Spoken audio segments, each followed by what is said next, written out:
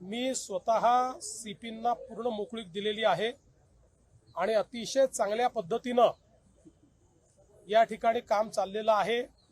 कोणी कुठल्याही पक्षाचा असो, भारतीय जनता पक्षाचा असो, महायुतीचा असो की उबाठा राष्ट्रवादी काँग्रेस किंवा अन्य पक्षाचा असो, कोणालाही या ठिकाणी स्पेअर करू नका अशा प्रकारे त्यांना पूर्ण अधिकार देण्यात आलेले आहेत।